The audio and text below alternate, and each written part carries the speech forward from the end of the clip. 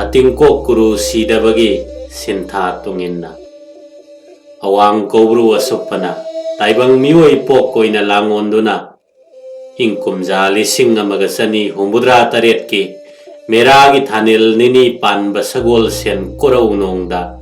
nongmai them yekcha salaida Langol Lukhoi taibang mikap thorakhi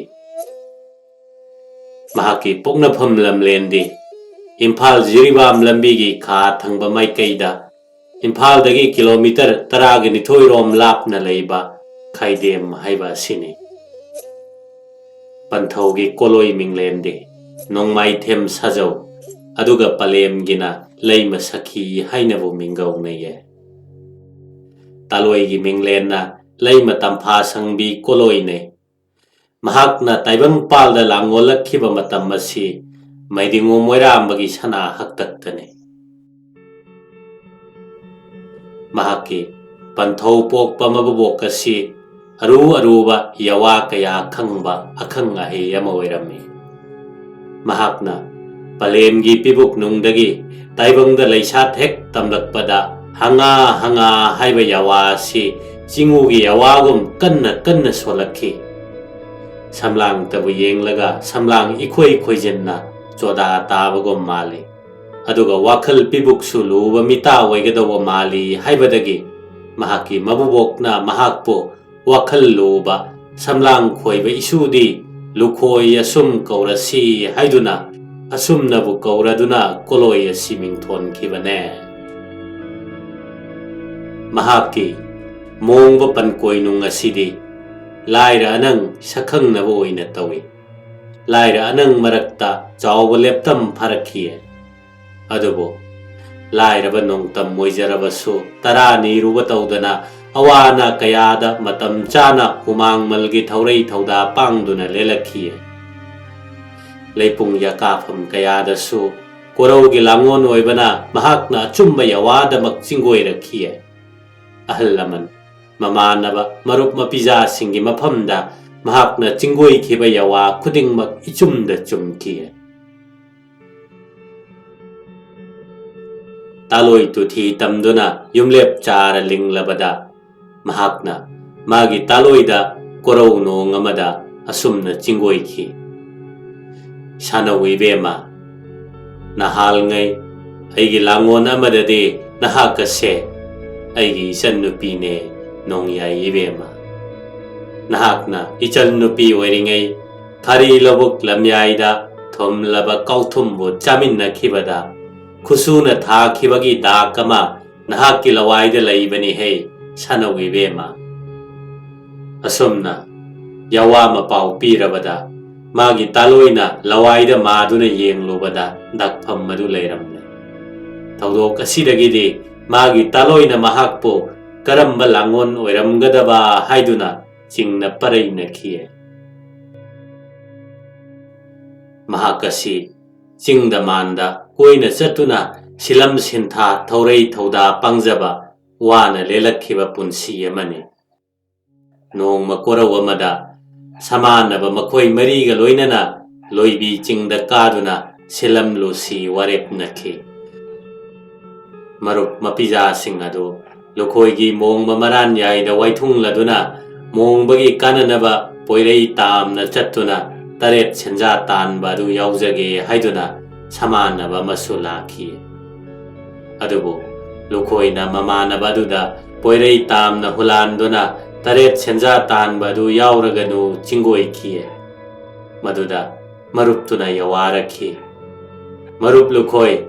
nangai bunung sidrabra yawado tabada Lukhoina nate marup nangdi sayola magi manungda aning ningthau kaba korauda khamnung sawa tangadabagi paramma malai banane yawaduda marupadu malem leida marulok ngaihak khallaga hairakhi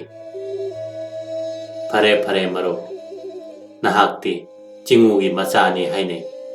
nahakna aibu khara kubiyuko Lukhoina aidi karisu khangde haiteda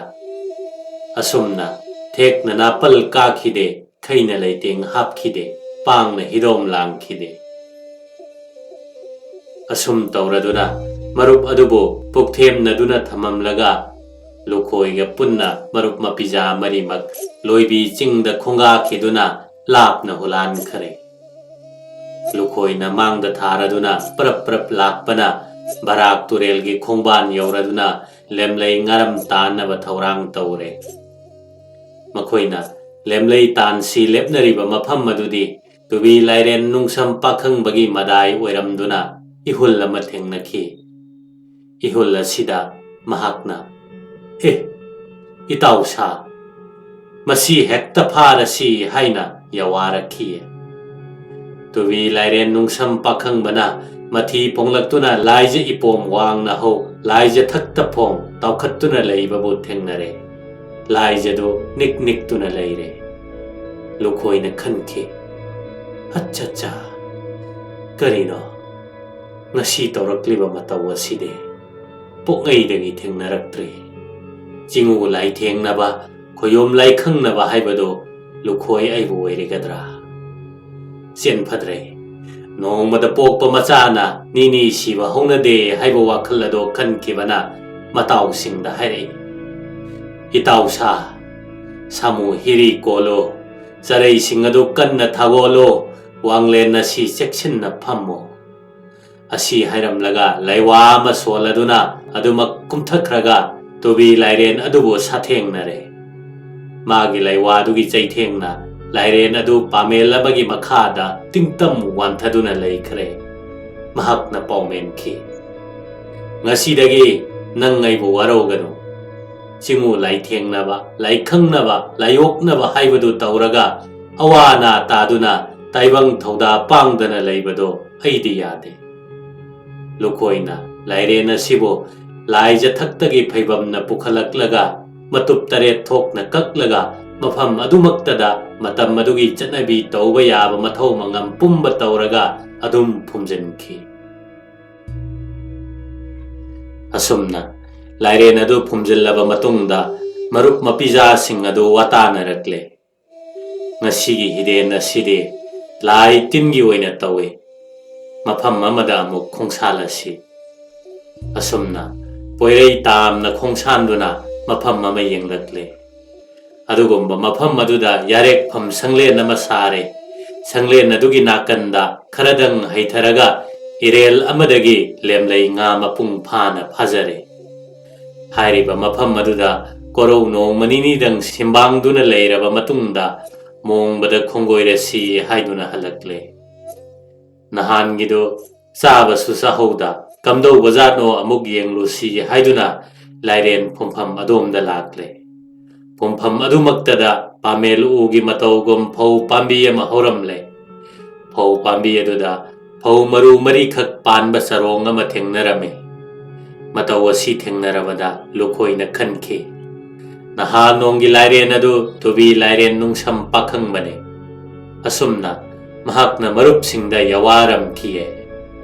mapu oiraba lairen nungsam pakhang bana hayeng tung phauba chada nauda da awada pa leitanaba aikhoi gi damakta kubirabane asumna phau maru mari adu makhoina amamam yenaduna mongba maran yaida khongdoirakle Loidam khara leiraga mongba masai kondade haugai chengai marang kaidabanina Lukhoina matom to oirabasu thabak thaurai khongaruge khanduna mongba pan koinungdagi khongdoirakle asum khongarakpana khonga khulloibi chingya yoraklabada tara sindamlaga khongabana samu hakchangda awa hidong langba khara saphagadra khanbadagi Tara phumai haunaba sem sare Khambi mai haunaba sing leitrabada Khunjingi mongba adudagi ukhok ten adu yawa masolaga lauthokhtuna Khambi mai haugattuna tara phumai hauduna yanglowen sang thonglaga tara sindamle Asum tawraga khongoirakpana kabui khulenda korau khara thaurai thauda pangduna taret senja khara pangjare Madu puduna lakpana Kheba ching amuk yaurakle mafam madudasu thaurai khara pangjaraduna taret chanja khara su matanjare ꯁꯦꯟꯖꯥꯁꯤꯡ ꯑꯗꯨꯅ ꯑꯅꯧ ꯑꯄꯦꯟ ꯍꯩꯔꯥꯡ ꯀꯣꯝꯂꯥ ꯑꯃꯗꯤ ꯂꯦꯝꯂꯩ ꯉꯥꯇꯦꯛ ꯉꯥꯅꯧ ꯑꯣꯏꯔꯕ ꯉꯥꯔꯥ ꯉꯥꯇꯤꯟ ꯀꯌꯥꯕꯨ ꯂꯩꯖꯗꯨꯅ ꯄꯨꯔꯛꯂꯒ ꯃꯍꯥꯛꯀꯤ ꯄꯂꯦꯝꯕꯨ ꯈꯣꯔꯤ ꯀꯩꯊꯦꯜꯗ ꯄꯨꯗꯨꯅ ꯌꯣꯜꯍꯜꯂꯦ꯫ ꯃꯗꯨꯗꯒꯤ ꯐꯪꯂꯛꯄ ꯁꯦꯟꯗꯨꯅ ꯆꯦꯡꯕꯥ ꯆꯦꯡꯕꯤ ꯂꯩꯗꯨꯅ ꯑꯃꯗꯤ ꯃꯣꯡꯕ ꯃꯁꯥꯏ ꯀꯣꯟꯒꯤ ꯑꯋꯥꯠ ꯑꯄꯥ ꯃꯦꯟꯗꯨꯅ ꯋꯥꯅ ꯂꯦꯜꯂꯛꯈꯤ꯫ ꯑꯁꯨꯝꯅ ꯊꯧꯔꯩ ꯊꯧꯗꯥ ꯀꯌꯥ ꯇꯧꯅ ꯇꯧꯅ ꯃꯍꯥꯛꯀꯤ ꯑꯣꯖꯥ ꯒꯨꯔꯨ ꯆꯤꯡꯒꯥꯡꯕꯝ ꯃꯣꯌꯥꯗ ꯃꯍꯩ ꯃꯁꯤꯡ ꯇꯝꯂꯛꯈꯤ꯫ ꯃꯇꯥꯡ ꯑꯁꯤꯗ ꯈꯪꯒꯗꯕ ꯑꯃꯗꯤ ꯆꯤꯡꯒꯥꯡꯕꯝ ꯃꯣꯌꯥꯅ ꯂꯥꯡꯑꯣꯟ ꯇꯧꯈꯤꯕ ꯁꯛꯇꯝꯗꯤ ꯍꯩꯅꯧ ꯈꯣꯡꯅꯦꯝꯕꯤ ꯑꯁꯤꯅꯦ꯫ ꯁꯣꯝꯗꯅ ꯂꯨꯈꯣꯏꯅ ꯎꯈꯣꯛꯇꯦꯟ ꯂꯧꯊꯣꯛꯇꯨꯅ ꯃꯩ ꯊꯥꯈꯤꯕ ꯃꯣꯡꯕ ꯑꯗꯨ ꯈꯣꯡꯉꯥ ꯈꯨꯜ ꯗꯦꯕꯤꯄꯥꯒꯤ ꯃꯣꯡꯕ ꯃꯒꯥꯏ ꯑꯣꯏꯔꯝꯂꯦ꯫ ꯗꯦꯕꯤꯄꯥꯅ ꯈꯥꯔꯤ ꯄꯥꯝꯌꯥꯜꯂꯨꯕꯒꯤ ꯑꯋꯥ ꯍꯤꯗꯣꯡ ꯂꯥꯡꯅ ꯈꯣꯡꯒꯣꯏꯔꯛꯄꯗ ꯃꯥꯒꯤ ꯁꯪꯂꯦꯟꯒꯤ ꯎꯈꯣꯛꯇꯦꯟ ꯑꯃ ꯌꯥꯎꯗꯅ ꯂꯩꯔꯝꯕꯗꯨ ꯎꯕꯗ ꯁꯥꯎꯕꯅ ꯂꯨꯇꯣꯟ ꯁꯥꯠꯈꯤ꯫ ꯃꯍꯥꯛꯅ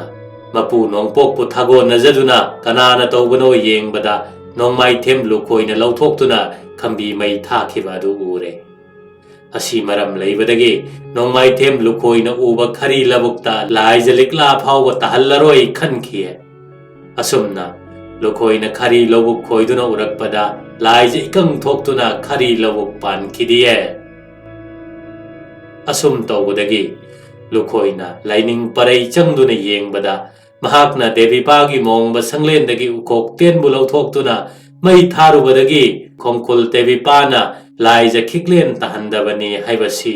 ꯃꯍꯥꯛꯅ ꯈꯪꯂꯦ꯫ ꯃꯍꯥꯛꯅ ꯗꯦꯕꯤꯄꯥꯒꯤ ꯃꯣꯡꯕ ꯁꯪꯂꯦꯟ ꯇꯥꯅ ꯈꯣꯡꯒꯣꯏꯔꯛꯇꯨꯅ ꯍꯥꯎꯕ ꯗꯦꯕꯤꯄꯥꯒ ꯆꯦꯡꯂꯧ ꯁꯛꯈꯪ ꯃꯥꯏꯈꯪꯅꯈꯤꯌꯦ꯫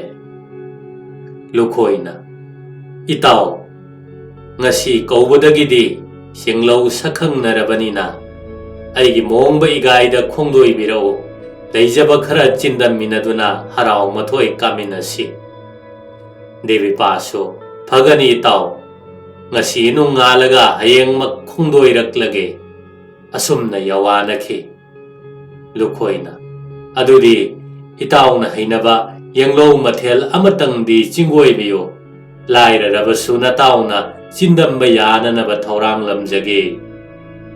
ꯗꯦꯕꯤꯄꯥꯅ ꯌꯥꯋꯥꯔꯛꯏ꯫ "ꯑꯩꯗꯤ ꯆꯤꯡꯗ ꯄꯥꯟꯕ ꯍꯥꯎꯕꯅꯤꯅ ꯂꯃꯣꯛ ꯄꯥꯝꯂꯦ ꯏꯇꯥꯎ"꯫ "ꯐꯔꯦ ꯐꯔꯦ ꯏꯇꯥꯎ, ꯑꯗꯨꯗꯤ ꯑꯩ ꯑꯃꯨꯛ ꯈꯣꯡꯗꯣꯏꯔꯝꯂꯒꯦ"꯫ ꯑꯁꯨꯝꯅ ꯀꯥꯏꯅꯔꯦ ꯀꯣꯔꯧꯗꯣ꯫ ꯏꯅꯨꯡ ꯉꯥꯜꯂꯦ꯫ ꯗꯦꯕꯤꯄꯥ ꯂꯨꯈꯣꯏꯒꯤ ꯁꯪꯂꯦꯟꯗ ꯈꯣꯡꯂꯦꯡꯂꯛꯂꯦ꯫ ꯂꯨꯈꯣꯏꯅ ꯄꯥꯃꯦꯜ ꯎꯇꯨꯞ ꯀꯛꯇꯨꯅ ꯂꯩꯋꯥ ꯁꯣꯜꯂꯒ ꯂꯃꯣꯛ ꯁꯥꯗꯨꯅ ꯊꯣꯡꯕ ꯌꯦꯡꯂꯧ ꯑꯦꯟꯁꯥꯡ ꯑꯗꯨ ꯂꯃꯣꯛ ꯑꯦꯟꯁꯥꯡꯒ ꯃꯥꯟꯅꯔꯦ꯫ "ꯏꯇꯥꯎ ꯗꯦꯕꯤꯄꯥ, ꯂꯦꯡꯁꯤꯟꯕꯤꯔꯛꯂꯣ, ꯇꯔꯥ ꯆꯤꯟꯗꯝꯃꯤꯟꯅꯔꯁꯤ"꯫ ꯑꯁꯨꯝꯅ ꯂꯨꯈꯣꯏꯅ ꯌꯥꯋꯥꯔꯛꯂꯕꯗ ꯃꯈꯣꯏ ꯑꯅꯤ ꯐꯝꯐꯝ ꯂꯥꯡꯗ ꯐꯝꯃꯤꯟꯅꯗꯨꯅ ꯆꯤꯟꯗꯝꯃꯤꯟꯅꯕ ꯍꯧꯔꯛꯂꯦ꯫ ꯅꯣꯡꯄꯣꯛ ꯅꯤꯡꯊꯧꯒꯤ ꯂꯥꯡꯑꯣꯟ ꯑꯣꯏꯕꯅ ꯗꯦꯕꯤꯄꯥꯅ ꯂꯃꯣꯛ ꯑꯦꯟꯁꯥꯡ ꯑꯗꯨꯕꯨ ꯆꯤꯟꯗꯝꯅꯕ ꯂꯧꯈꯠꯂꯛꯄ ꯃꯇꯝꯗ ꯃꯗꯨ ꯎꯆꯦꯠꯅꯤ ꯍꯥꯏꯕꯗꯨ ꯎꯔꯦ꯫ ꯑꯁꯨꯝꯅ ꯆꯤꯟꯗꯝꯃꯤꯟꯅꯕ ꯂꯣꯏꯔꯕꯗ ꯗꯦꯕꯤꯄꯥꯅ ꯌꯥꯋꯥꯔꯛꯏ꯫ "ꯏꯇꯥꯎ, ꯉꯁꯤꯒꯤ ꯌꯦꯡꯂꯧ ꯃꯊꯦꯜ ꯑꯁꯤꯗꯤ ꯌꯥꯝꯅꯃꯛ ꯌꯥꯏꯐꯔꯦ꯫ ꯑꯩꯒꯤ ꯃꯣꯡꯕꯗꯁꯨ ꯈꯣꯡꯒꯣꯏꯕꯤꯔꯛꯎ, ꯅꯍꯥꯜ ꯅꯣꯡꯁꯨ ꯀꯔꯤꯒꯨꯝꯕ ꯑꯃꯠꯇ ꯆꯤꯟꯗꯝꯃꯤꯟꯅꯈꯤꯗꯔꯦ꯫ ꯍꯟꯗꯛꯇꯤ ꯏꯇꯥꯎꯒꯤꯁꯨ ꯑꯄꯥꯝꯕ ꯌꯦꯡꯂꯧ ꯃꯊꯦꯜ ꯑꯃꯇꯪꯗꯤ ꯍꯥꯏꯕꯤꯌꯨꯗꯣ"꯫ ꯂꯨꯈꯣꯏꯅ ꯌꯥꯋꯥꯔꯛꯏ꯫ "ꯏꯇꯥꯎ, ꯑꯩꯒꯤꯗꯤ ꯃꯩꯇꯩ ꯁꯔꯦꯡ ꯑꯣꯏꯅꯕꯨ ꯊꯧꯔꯥꯡꯕꯤꯔꯝꯃꯣ"꯫ "ꯌꯥꯏꯐꯔꯦ ꯏꯇꯥꯎ, ꯑꯁꯨꯝꯅ ꯑꯃꯨꯛ ꯈꯣꯡꯒꯥꯔꯒꯦ, ꯉꯁꯤ ꯅꯣꯡꯗꯒꯤ ꯍꯨꯝꯅꯤ ꯁꯨꯕ ꯀꯣꯔꯧꯗ ꯈꯣꯡꯗꯣꯏꯕꯤꯔꯛꯂꯣ" ꯑꯁꯤ ꯌꯥꯋꯥꯕꯨ ꯍꯥꯏꯗꯨꯅ ꯗꯦꯕꯤꯄꯥ ꯃꯣꯡꯕ ꯇꯝꯅ ꯈꯣꯡꯁꯥꯟꯈ꯭ꯔꯦ꯫ ꯍꯨꯝꯅꯤ ꯁꯨꯕ ꯀꯣꯔꯧꯗ ꯂꯨꯈꯣꯏ ꯗꯦꯕꯤꯄꯥꯒꯤ ꯃꯣꯡꯕ ꯃꯒꯥꯏꯗ ꯈꯣꯡꯒꯣꯏꯔꯛꯂꯦ꯫ ꯂꯨꯈꯣꯏꯅ ꯇꯧꯕ ꯃꯇꯧꯒꯨꯝ ꯗꯦꯕꯤꯄꯥꯅꯁꯨ ꯆꯔꯨꯗ ꯂꯩꯋꯥ ꯁꯣꯟꯗꯨꯅ ꯁꯔꯦꯡ ꯃꯇꯨꯞ ꯃꯇꯨꯞ ꯀꯛꯂꯒ ꯌꯦꯡꯂꯧ ꯁꯔꯦꯡ ꯊꯣꯡꯕꯒꯨꯝ ꯊꯣꯡꯂꯝꯂꯦ꯫ ꯊꯧꯔꯥꯡꯕ ꯂꯣꯏꯔꯗꯨꯅ ꯃꯇꯥꯎ ꯂꯨꯈꯣꯏꯕꯨ ꯀꯧꯁꯤꯟꯗꯨꯅ ꯇꯔꯥ ꯆꯤꯟꯗꯝꯃꯤꯟꯅꯕ ꯍꯧꯔꯦ꯫ ꯂꯨꯈꯣꯏꯁꯨ ꯑꯋꯥꯡ ꯀꯧꯕ꯭ꯔꯨ ꯑꯁꯨꯞꯄꯒꯤ ꯂꯥꯡꯑꯣꯟ ꯑꯣꯏꯕꯅꯤꯅ ꯆꯤꯟꯗꯝꯅꯕ ꯂꯧꯊꯔꯛꯄ ꯑꯦꯟꯁꯥꯡꯗꯨ ꯆꯔꯨꯅꯤ ꯈꯪꯕꯗꯒꯤ ꯆꯤꯟꯗꯝꯕ ꯉꯝꯗꯔꯦ꯫ ꯃꯗꯨꯗꯒꯤ ꯂꯨꯈꯣꯏꯅ "ꯏꯇꯥꯎ, ꯅꯍꯥꯛ ꯀꯅꯥꯅꯣ ꯍꯥꯏꯕꯗꯨ ꯉꯁꯤ ꯀꯣꯔꯧ ꯅꯣꯡꯗꯒꯤꯗꯤ ꯑꯩ ꯈꯪꯖꯔꯦ꯫ ꯍꯌꯦꯡ ꯊꯧꯔꯝ ꯊꯧꯗꯥ ꯀꯌꯥꯗ ꯑꯉꯝꯕ ꯇꯦꯡꯕꯥꯡꯅ ꯁꯤ ꯌꯥꯋꯥ ꯑꯁꯤ ꯆꯤꯡꯒꯣꯏꯔꯝꯂꯒ ꯂꯨꯈꯣꯏ ꯃꯌꯨꯝ ꯃꯣꯡꯕ ꯃꯔꯥꯟꯌꯥꯏꯗ ꯈꯣꯡꯒꯨꯝꯂꯛꯂꯦ꯫ असुमना लेरकपना गर्भनि वा सना हक्तक्तदि मियान सा साथिदायस की थविन सिंदगे निंगथौगे अंगंबसिंगी खुसु चिंदोंदा इपु खोंनांग थाबबो मैतैगी पुया सिंगबो रामांदी धर्मगी मयेक्त सेमदो उ हाइना याथंग पिरखी मतौ अदुदा इपुना यवारई पामहेबगी हुइरोई सा सिंहुना थमंब पुयाबो अइना रामांदी धर्मगी मयेक्त ओथोकपा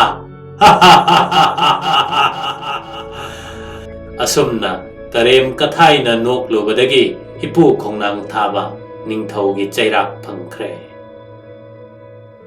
निंगथौना मनाई मसल सिंगबु थादुना माइचौ तरेतपु कौखत हलुनबा याथंग पीख्रे मनाई सिंगना थीरोबदा माइचौ तरेतमक मागी मोंगबदा अमत्तसु लैरमद्रे असुमना मनाई सिंगना निंगथौदा हंगले निंगथौना कना लेबगे हाइदुना येंगकपदा मनाई वेरबा ख्वाई केकुबु थेंगनदुना निंगथौगी अमंग याइथोंग तानफम फमांगदा पुया सिंग अदुबु रामांदी धर्मगी मयेक्त सेमदोखनख्रे असुमना फमांगदा सेमदोखी हाइबदगी पुया सिबो फमांग पुया हाइना कौनखिए मतम मदुदा नोंमाइथेम लुखोइदि अवांग कौब्रु असुप्पगी मगाइदा लाइनिंग परई चंगदुना लैरी महाकी परईदा ख्वाई केकुना पुया सेमदोक्तुना खोरी मयेक तादुना लैबदु उरे अदुदगी लुखोइना यांगोई सगोल तोंगदुना खोंगलेंगलक्लगा निंगथौगी संगले नुंगदा चंगलक्तुना ख्वाई केकुबु चिंगदुना पुरक्ले लुखोइना मागी यांगोई साथौ साजैना लैवामा सोलगा कंदुना ख्वाई केकुबु थवाई मिरेल हमचतनना थमलगा अदुम खोंदोइख्रे मतम खरा लैरगा इपु खोंनांग थाबना थेंगनबदा केकु नंगना पत्तुना ताबा मफमदि हयेंग चकना लोरमदाई फावबा केकु पत हाइना मिंगथोल सिकौनरसनु हाइकिए केकुबु थवाई मिरेल हमचतनना थमलिबसी कनाननो हाइना येंगकपदा इपु खोंनांग थाबना खंगले लुखोइना तौबनी मसीदगी लुखोइबु कौदुना ख्वाई केकुगी थवाई मिरेलबु अमुक हापतुना हिंगत हल्लबदा मागी मोंगबा मगाइदा हनखिए असुमना मतम खरा लेरकपना लुखोइना खले अइदि ताइबंग चिंजाक पुसादुना लैरुरबनिना साथुप्पगी मतम मोइरक्ले हक्चांग पोलांग असि ताइबंग लेंदा थनमलगे कोरौ नोंग अमदा मागी थवाई मिरेल हमचतलबा हक्चांग पोलांगबो मोंगबा मरान याइदा थनमलगा कौब्रु हरम तमना खुंगोइरक्ले मपुगी नोंगदम मतुंगिना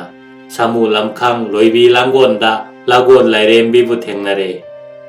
चिंगु लक्ते लेंगानी लाइरेमबीसु लुखराबी सिंगदा चलु हाइबा परम लैबदगी लाइरेमबीना लुखोइदा करेमनना चिंगोइरे लुखोइ नंगबो पोइरई कैदा खोंदोइगदौरिबनो Langol सिंगी पनकोइ नुंगदा नहाकना अइबु फाबा ngamlabadi nahakki taloi oibige asi tabada lukhoina haifade ima lairembe adumna yawana ringai lukhoina langol singi panko nungda yawama sonduna lang thakchin khre lairembina lukhoi ai mangle thizaro asum yawaram laga mang khre